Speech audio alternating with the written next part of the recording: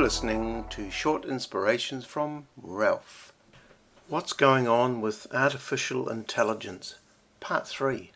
So far in this series we've talked about the rapid and accelerated increase of artificial intelligence. It's gone beyond the ability of a human adult to understand the thinking of another person and is gobbling up data at a furious rate.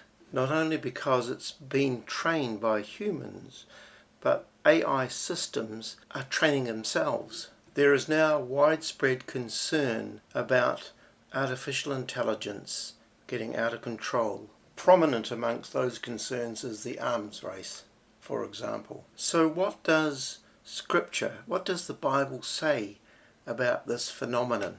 Well, of course you can't find the terms artificial intelligence in the Bible, like many other terms that we have. But there are some astonishing prophecies and passages of Scripture that we will look at over this episode and the next. The first is in Matthew 24, when Jesus talks about the time of the end of the age.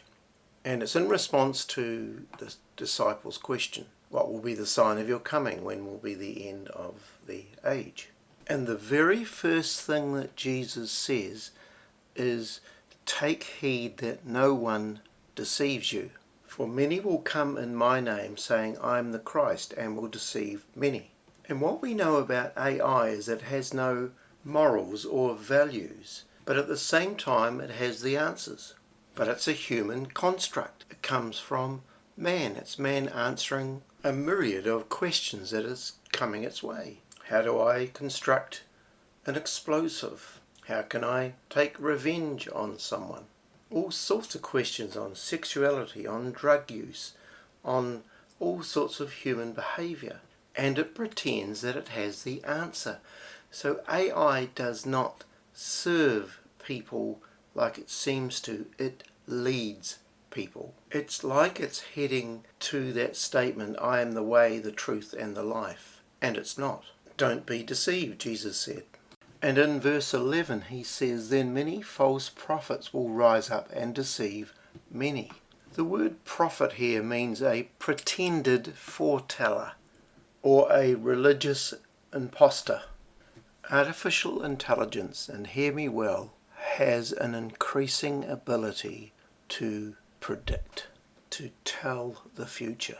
Could it be that AI is also entering the realm of prophecy? And this is what Jesus was possibly warning us about. And so in this discourse in Matthew 24, Jesus talks about wars and rumours of wars and kingdoms and nations rising against each other, famines, pestilences, earthquakes, etc. And then in verse 10 it says this, and then many will be offended and will betray one another and will hate one another.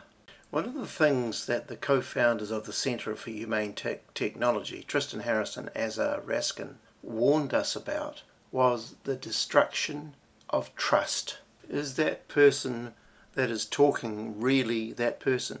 Is that photo or video really those people, or has it been changed?